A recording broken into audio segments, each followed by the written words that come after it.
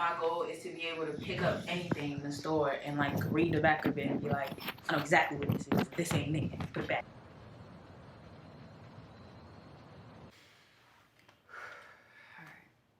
Peace, I'm Yolanda Marie, or Yani for short, for House of Fluid Reflections, back with you with another Artist Touch Talks, and today I have a very dope, so amazing, special guest. Hey, Madam, would you like to introduce yourself? Hey y'all, my name is Margaret, also known as Big Marge, and I'm super excited to be here today to talk a little bit about my brand, Ki-Nyanga Collection. So thank you so much for having me, Yani. Yes, thank you for coming. So you already threw it out there telling us about this collection, but before we get there, who are you? Who is Margaret? I'm Margaret. I'm 20 years old. I studied chemistry at Xavier University of Louisiana. I'm a big nerd, big chem person. And I'm also a native African. I'm Cameroonian. That's not something that kind of jumps out immediately because I kind of lost my little accent a little bit. Some people like to point that out. But yeah, I'm 20 years old. I've been in America since I was 12, so I'm an immigrant. I participate in a lot of political standings that have to do with immigrants, especially because I'm not gonna run y'all the immigrant story, but y'all know how it is. It's not easy out here. It's definitely not. So yeah, that's who Margaret is, and plan on becoming an entrepreneur. I want to add that to my little list of checks. Absolutely. It's a journey I'm really excited to experience. Beautiful. Now, if you had three words, how would you describe yourself? How would you express who you are? Okay, on a deep level, personal level, like not including job or anything, like who are you? Okay, I would say passionate, light comes to mind, and this is very random, but like flower. Beautiful. Like those are the three words I'd say. I love that. Because yes, that's one of the things we do here at Artist Touch is we like to dive a little bit deeper and ask people, you know, who they are from a more introspective aspect. Because so often when someone asks who we are, we immediately jump to, oh, my name's so-and-so, I'm a this, I do that. And so our desire has been to like kind of catch people in their tracks with that and be like, that's who we've come to identify ourselves as. But who are we before we became all these things or acquired all these titles? Like, who are we as the person, the being? So that's beautiful. I love that. Especially the flower, light. Yes. All of it. So like in my past life, I was definitely a plant. A bomb cute one at that. Absolutely. But definitely a plant, yes. Absolutely. Yes. Past life plant. No, really. I'm pretty sure I was a panda in my past life because... A panda? Why a panda? The clumsiness is just... No, I felt that. Yeah. I felt that. Fun bumbly and fun loving. Pandas, you see them whenever they're doing something. It's fun, it's ridiculous. They be big chilling or they eating. That's me. Big chilling, fun loving, eating. Facts. I think I'm really a flower because like I'm a big sun lover. Yeah. Like, I didn't give myself that. Like, when I was in college, my friends used to call me a plant because I literally got my head, not my head, but my bed all the way as high as, like, my window went. And, like, I slept on the side of the window just so I could get up and look at the sun. Yes. And it used to be beaming in my room. Like, that's beaming. Beautiful. I used to just sit there. Because I don't know. It brings me tranquility. And that's what it's about. More tranquility, more peace. So, speaking of, how have you been doing during this very odd past year that we've had? And I know things are slowly starting to open back up, but how has this past year been for you, been for your business building? How's that been? In the first half, they had me. I was down bad. Like the first half of 2020 when, you know, everything was happening and my school's telling me you gotta go home because Corona is happening. I'm asking my friends what's going on. Nobody knows what's going on. And then quarantining with my parents and like mid-semester, the biggest like the biggest fights used to just happen just because we weren't ready for that. And my parents and I were also in the middle of moving. So it was like the space that I moved into wasn't even the space I was supposed to come back to. Gotcha. So, you know, it was almost like I was an intruder in the house. Because, like, it wasn't planned. It wasn't set up for me or any of that. Yeah. And when Corona started and, like, you know, obviously a lot of people couldn't go to work. So this big surge of entrepreneurship started and stuff. And I started feeling secure a little bit. I was like, okay, you love that. I was like, so it's a lot of y'all doing what I've been wanting to do for 4 years and stuff. I don't know if I want to, you know, jump in the pool. And it got to a point where it was like, and I even noticed this among some of my friends, where when somebody would bring up a business idea, it would be like, oh, she got a business too? Oh, that's cool. And I didn't want to, like, bring my baby into a world where it was almost as if, like, it wasn't a big deal. Yeah. When it was a humongous deal for me. Absolutely. So, yeah.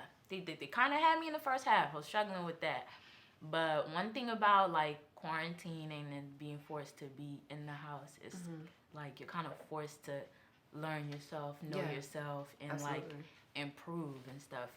So I know for a fact that, like, the Ki-Nyanga Kingdom that could have launched in 2020 is totally different from what's launching now. Absolutely. Because of the reflection time. It was definitely imposed upon me. Didn't want it. But it definitely, like, made a huge difference, I would say, in my planning and things like that. I love that. Wasn't easy, but for those who made it through and made it, you know, through correctly and really, like, found the time to really put in the work and look inwardly, I feel like most of us, if not all of us, feel like it was worth it. Absolutely. It was worth the fight, kind of. Absolutely. And I love that. And to see how you navigated that, especially coming back into a space that wasn't ready for you or set for you, that's huge for you to surmount it past all that and say, you know what, but we still going. We still ball. So that is, yes. Thank you. All of it. Because we need more stories like that. So is there anything specifically you did during those times, like when you came back and everything was like, whoa, and unexpected? Was there anything you did to ground yourself, help yourself feel better, cope? I'm a sun person, so definitely, like, meditating in the AM. I was not even a big meditating person, but it was really what else are you about to do? You can't go outside. Yeah. So meditating in the morning, just kind of sitting there, calming myself, telling myself that everything is okay. Yeah. I can go outside and take a walk if I need to, if I feel like, you know, the outside need me more than I need it. Like, sometimes it really wouldn't be feeling like. Yeah. So, I did that. I cooked a lot during quarantine. Definitely. Yes, that was fun. Tell My us mom about loved that. My mom loved that. So I cooked a lot of, like, traditional meals that we eat at home, like bongo. It's a bunch of names I'm not gonna get, but like a bunch of. Feel free to elaborate. We got time. Oh, period. So okay, so bongo is a traditional dish, and it's usually served with fish. Okay. And it's a sauce, and it's black. Okay. Right. It's like when people look at it, it's a little bit like, what is that? But it's bomb. Okay. Absolutely bomb. So, like, me and my mom got to have a little bit of bonding time. Kind of. She would kind of teach me a couple stuff. She would sit back, not cook, because she know I ain't got nothing else to do and I'm about to cook. So, like, it was a bit strenuous in our relationship, but it definitely made us, like, open up a little more to each other because we didn't have a choice. So, yeah, absolutely. Yes, cooking was fun. I love that. Yeah. That's beautiful. Like, my brother, like, it came to a point where, like, he pulled me over and was like, was you cooking when you was at school? I was like, no. He's like, cause you ain't never cooked like this before. I was like, you right, but I was in a dorm, sir. I couldn't cook. But it was just the fact that I went from being so independent and being able to, you know, when you're in college, you get to do what you want. You get to set your own schedule and be on your own pace. To having to now be on everybody else's time in a place that's not really mine, per se. So those two words are kind of clashing a little bit. But in the end, I feel like I found a nice little balance. Also, a space in which, like, you know, my parents and my family started to respect my individualism because it was kind of like in their face. It was very obvious that I wasn't used to this when I got home. So I think it was also kind of like a family therapy moment. Yes. Almost, yeah. Absolutely. Yeah. And that's what we're here for, the growth, the collective growth and Yes. healing in a sense too. Facts. And I'm very happy for you and proud of you for being able to walk through that, because I know that probably was completely and totally overwhelming, but the fact that you stayed within yourself and was like, I'm gonna keep showing up as me. No, really. That's what we're here for. I love to hear that. Thank It sounds you. like I need to be visiting somebody for You some do? meals. You You do? know? You do? I'll give you a plate. Yes. I definitely would. Okay. I owe a couple people plates too. She's like, you ain't here for me, not you Yeah. here. Dope. So let's talk about your baby a little bit. Can you enunciate it for me one more My time? baby. Okay, her name is Ki-Nyanga. Ki-Nyanga. Mm-hmm. Okay, so when did Ki-Nyanga? Ki-Nyanga actually came up in Halloween. I mean, not Halloween, quarantine. Like Oh, the okay. name itself, the concept has always been there since 10th grade. But Okay. you know, when you have an idea and it's kind of just like that burning thing, but you don't have everything figured out. Mm-hmm. So my baby went through a couple names. But quarantine, me and my mom was literally on the bed. I had my sketchbook because one of the things I kind of picked up during quarantine a little bit like Q was graphic designing. So I was messing around with like little logos and stuff. And I showed my mom, I was like, what you think about this? She'd be like, it's cute, da-da-da. And Love that. we were going over the name and she was like, okay, like, what's the feeling you want it to be? Like, what is it that you want people to feel like? And I was like, I want them to feel like me. Like, I want them, like, I know that sounds weird, but no, I want them to feel good. I want them to feel bright. I want them to feel light. Yeah. I want them to feel all that. And mom reminded me of something, like, Ki-Nyanga got something that my aunts call me, kind of. And it directly translates to how gorgeous or how beautiful or how bright. Beautiful. So, it's Basa, which is a tribe in Cameroon. I'm Basa. And, like, we were just on the bed. And my mom was just like, Nyanga. And I was like, ooh, I like that. Because I know that's something that people refer to me a lot as. And Ki, in the beginning, tends to attribute whatever you put in front of it to a woman. So Ki-Nyanga is a compliment to the woman. Because I think we live in a matriarchal society. I just saying. And yeah, that came up. I was sitting inside of her bed. She told me the name. I was like, ooh, I like that. I wrote Nyanga in my book. And then I was like, ooh, I need something else. I can't just call it that. And then I put Ki-Nyanga in the front, Kingdom at the end. I like the K's and the K's. I was like, yeah, this is it. This is she. Beautiful. So Ki-Nyanga Kingdom. Yes. Yeah, it sounds beautiful. It feels good to say. You Yeah. accomplished it. It feels good to say. It feels Yeah. beautiful. It sounds beautiful. Thank you. I love that. So what can we expect from Ki-Nyanga Kingdom? You can expect a lot of learning because, like, one of the things that I really want people to take away from my company is just a space to learn freely about African culture. So you can expect for every launch, almost every launch, but for most of the items listed in launch, like you can expect some type of educational video about it, how it relates to Africa or how it relates to African culture and things like that. You can expect some waist beads, traditional and stretchy, because sometimes I don't, you know, it can be a bit of a hassle to have, you know, traditional waist beads on you. So waist beads, some African print clothing, traditional clothing as well. I want people to feel comfortable incorporating African prints into, you know, their everyday style. You don't have to go to an African wedding to dress like this, kinda. But you can do a little here and there, a little pop of color here and there and really stand out. Yeah, some t-shirts, some hoodies, a lot of clothing. But mostly, like, one thing I'm excited about is just teaching people about my world and my culture. That's, like, my favorite thing. Beautiful. I love that. So I heard you talk a lot about teaching. That's come up a couple of times.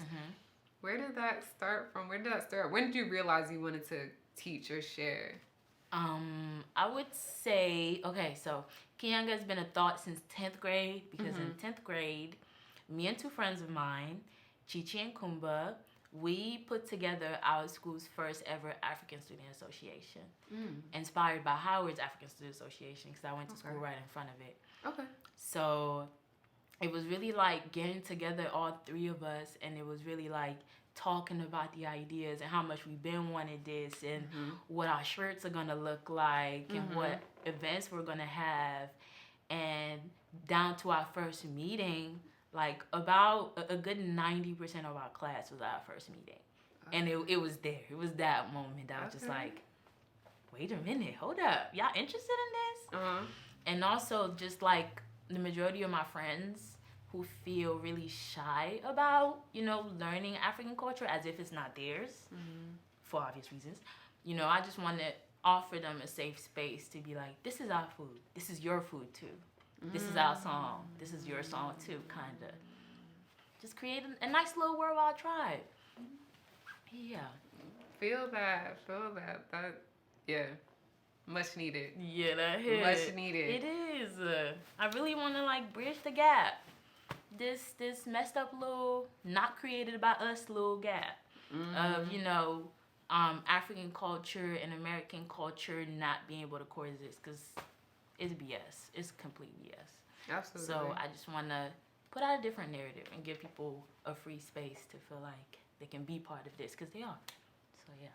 I love that. Thank you. All a part of it. I love that. That resonates so deeply. You. So I want to go back to one other thing. You mentioned you feel like it's a matriarchal society. It is. Talk Women on do it. everything. Speak on it. Well, for one, we don't say Papa Earth, we say Mother Earth. We don't say Papa Africa, we say Mother Africa, for one. And for two, like, this world is definitely ran by women. As much as men are in the front lines, behind, it's a woman behind there somewhere. She may be behind, but she's in there pulling the strings. And I feel like, obviously, like, we come from women, and in, like, in African culture especially, women tend to be the matriarch of the family. You know what I'm saying? Like, you would think traditionally is the chief of the family and things like that, but the chief, he listening to his wife. Like, don't get it messed up. She telling him what to do.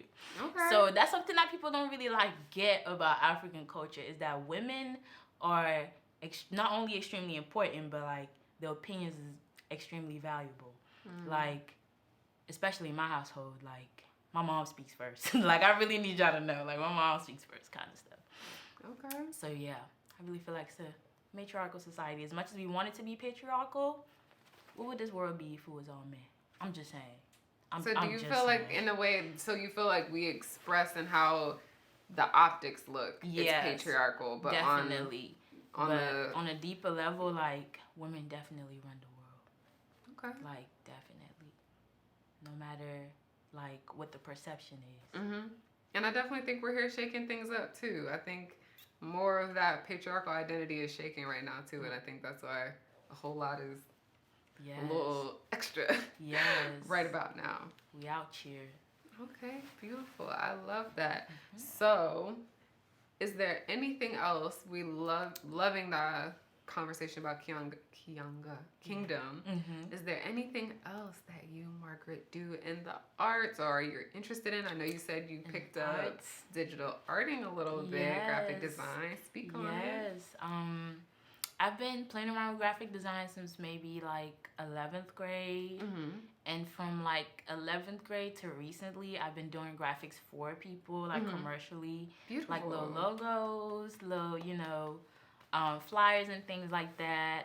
And then I stopped doing it recently just because, like, I never learned how to do it, or like the motivation behind it was never commercial to learn how to do those things. It was just kind of like everybody wanted something, and I was like, I might as well, make a little profit off my time and my talent. But I really learned it for Ki-Nyanga. Like, it was like when I got down to like business planning, and I need to be able to do this, I need to be able to do that, and the numbers were just looking a little too high for my pocket. I already knew that, a lot of that is going to have to be done by me because I'm not paying nobody else. Absolutely. So I got into graphic design because of that. I'm a tad bit into makeup. Face beat by me. Yeah. That was a big hobby of mine that I don't do as often anymore. I used to do really, really creative makeup. That's how me and Yana met, y'all. Yeah. Yes. I used to do really, really creative makeup and post it on my page. But that's something that I really just do for me nowadays. Like, I do makeup behind closed doors. I just don't post it anymore because it's kind of like Let me see if I still got it real quick. Just do a little. It's just fun. Yeah, it really just is. Yeah, we love that. Yes, I dabble a tad bit into music, just a tad. Speak on it. Just a Speak on it. dabble. We love music. Ooh, What's the tad? Oh, a tad is I got a song out. Oh? Don't look it up. I don't want y'all to embarrass me like that, but no, I really cringe. Like I cringe all the time. That's how I know I'm not. That's not the life for me for real. But you dabbled in it. Yes, I do. How did we arrive there? Tell us the story. I mean, like, I love music. I've always did since I was little, since I was back home, even before I came to the States. Like, I was that kid that sang American songs. Didn't know what she was saying, but I sounded good, though. So nobody really cared if that was English or not, because I kind of sounded good. So yes, I do a little bit of singing. Recently, the one song that I have out is a rap song. I do a little bit of that too. I met an amazing group of friends in college. We called ourselves the Deviants, and like all we did was really just do homework, have a great vibes, and literally just make music all day. So that was a humongous like positive outlet for me, especially when Corona was Corona, and like honestly. Wait, Corona was Corona. Yes, when Corona started Corona, y'all. She made it. Wow. It's a verb now. No, really, coroning is definitely a verb. Like when it started doing this thing, like I still had like my musical friends support. Like we literally still made songs throughout coroning, that kind of stuff. So like, love it. Music is definitely a big part of my life. I don't know if I would be willing to join the industry or nothing like that, but I don't think I'll ever stop making music. Like I'm probably sitting on some albums right now. Y'all wouldn't know. Would never get out though. But I really appreciate like the intimacy I have in my music, which is why I don't really talk about it too often, because it's really for me. So understandable. Beautiful. Love that. So musical outlet, makeup for yourself. We love that. And graphic design too. Like she literally said, okay, business plan, what do I need? I'm doing it all. No, practically a little bit. Yes, self-sufficient. Like that's on a whole nother level. Like realizing what you don't have to outsource and taking it on yourself. Like that's work ethic on a whole nother level. That's passion on a whole nother level, and that is commendable. Like beyond what words can commend. Like thank you. You are doing it. So is there anything that you'd like to do or see for yourself personally or Ki-Nyanga in the future, be that short term or long term? Long term, something that I want to add to Ki-Nyanga is like kind of like a donation aspect of it, a donation plan, kind of. It is a kingdom, and everyone welcome is a king or queens, and as king or queens, like we have a responsibility to give back and to make a difference. So later on the line, when I start profiting off anything, because as you launch stuff, you don't always get the big profit that people tend to, advertise as, do a business, it's gonna happen overnight. But as things pick up, I want to be able to give like 10% of my profit to an organization, like every quarter of the year, and really like see this money go towards somewhere. But that's a thought. Watch out, it's coming up, guys. Something like that. Now, how about for you personally? Personally, I want to be done with school. Like, one thing about, like, being such a creator is that, like, sometimes school feel like it's in the way. Like, it's like, okay, I got homework to do. I can't just vibe out because I got homework to do. And homework do not be the vibe at all. So, long term, I'm very excited to be done with school and, getting into my major and just have like autonomy over my time and what I can do, not because I have to do it, but because I can, kind of stuff. Short term, I'm really excited for this launch, y'all. Hey guys, it's Marge from Ki-Nyanga Kingdom, and thank you so much for taking the time to listen into this interview and getting to know a little bit more about me and the kingdom. Don't forget to join me for the website launch on June 14th and the collection launch in July at www.shopkinyanga.com. Y'all see me? Hey. I'm so excited. Like, I really am. Like, it's been a long time coming. it's been a lot of obstacles along the way, but I'm just so excited to fully give Ki-Nyanga to the world. As you should. As you should. Can't think of nothing else. Okay. Not at this moment, anyways. Tell us a little bit more about the school then. You mentioned the chemistry major, so tell us what helped you get there, how'd you arrive at the chemistry major, and what do you foresee offering to the world through that as well? Oh yeah, so I chose chem because like I really like science and I really like math, but I didn't want to be a mathematician. Like I really didn't. So it wasn't going to be biology for me. Respect. It was definitely going to be chemistry. Respect. And I was really good at chemistry in high school. Like, I had the opportunity to take AP Chem in high school, and I didn't take it because I valued my extracurriculars a little more. But, respect. like, I took the regular chem class, and that was the one class in high school that people hated. And I used to be cooling in class. Like, me and my teacher used to talk. They used to be like, I hate that teacher. I'm like, y'all tripping. That's my girl. All types of stuff. So I immediately knew that I had a strong love for chemistry. Then I went to school and I applied as a chem pre-med major. Why? I don't know. Because a year after that, I dropped the pre-med and I just stayed regular chemistry.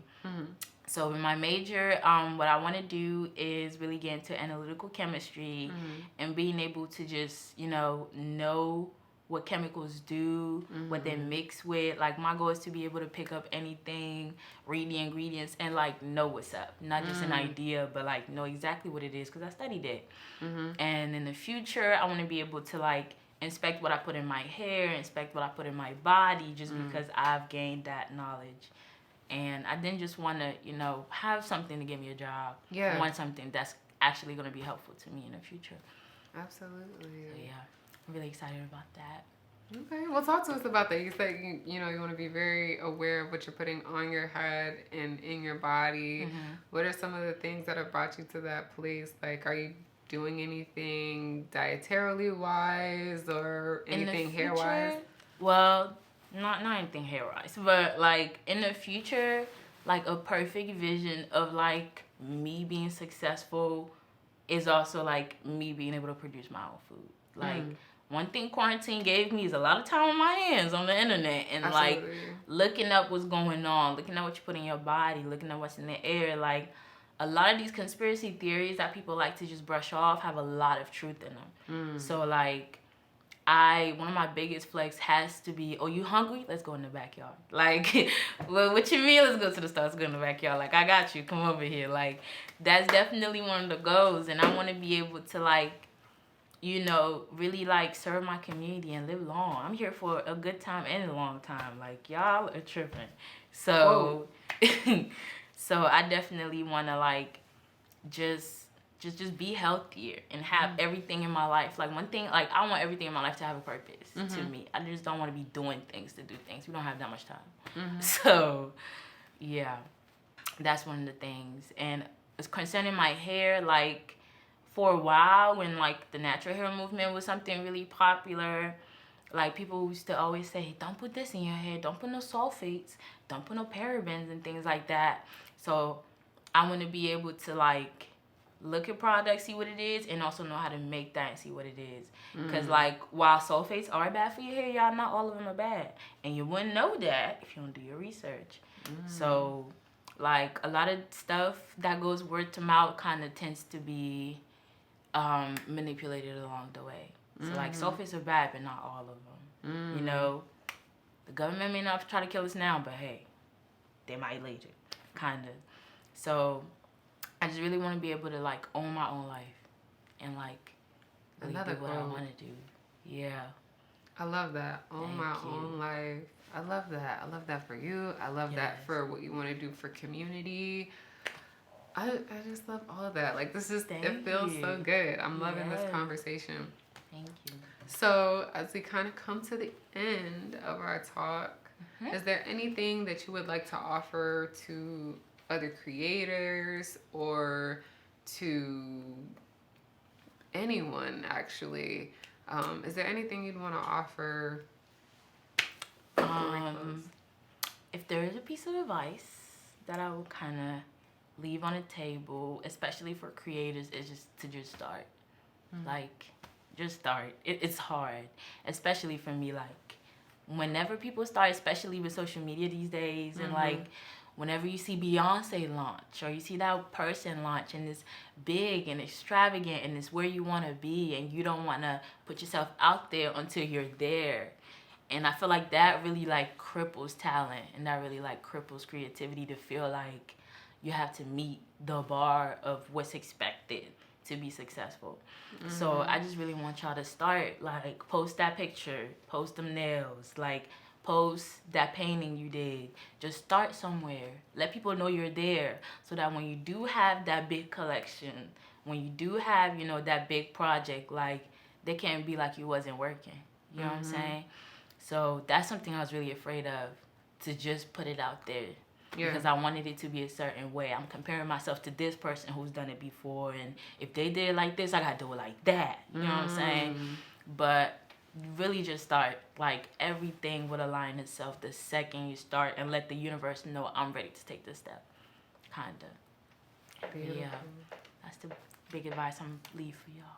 And we receive it. We receive it. Thank you. Start, y'all. Start. Just start. Start today. Yes.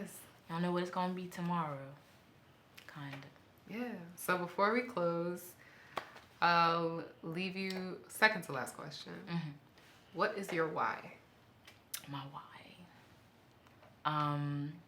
My why in life is for my parents, and also people who can't. Like, I don't know if that makes sense. Like, I want to do stuff to inspire people who can't. And I know this is very typical to say, but like, I really want to show people, like, it's really the little things that add up. A lot of the time, like, people want to inspire by showing the big success they got in the end. You know, this is what I accomplished. But I really just want to, like, inspire people to know, like, these are the baby steps I took that got me there. Like, this is how I plan things to work out for me, and for me to be able to own my own life type stuff.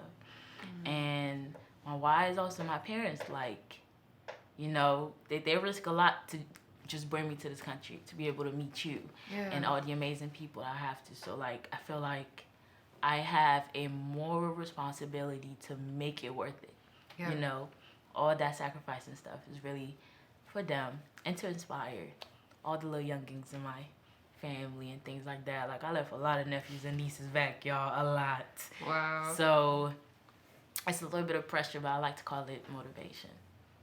But because it's not pressure. Pressure is in your head. Motivation. Quote. All right. I learned that from my basketball coach.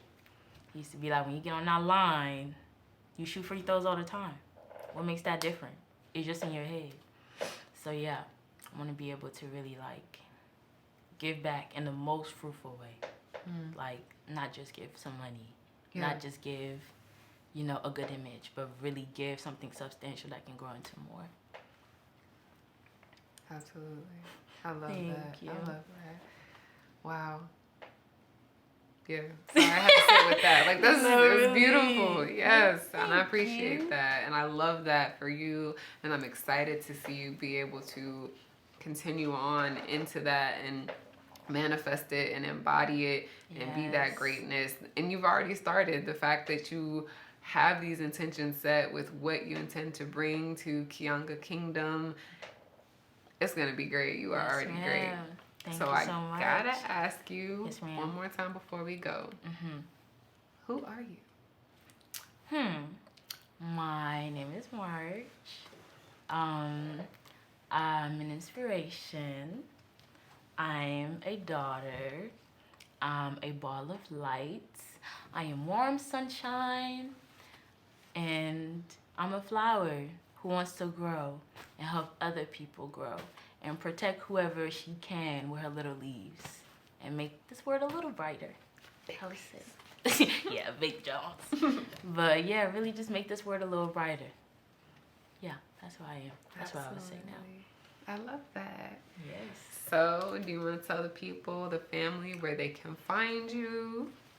Y'all can follow me on Instagram at Big Marge, or as well as on Twitter, Big Marge. And y'all could also follow Ki-Nyanga Collection on Instagram and Twitter at Shop Ki-Nyanga. Thank you so much, y'all. And we'll have the spelling on the screen and down below in the description. Yes. And we have come to the close of this Artist Touch Talk. It is me, Yolanda Marie, or Yani for short, Universal Light, a panda, an ever-growing flower, Period. joy and hope for the future. And as always, much love. I will see you in the next video. I'm Yolanda Marie for House of Fluid Reflections, and we thank you for joining us and thank you for your time. Peace.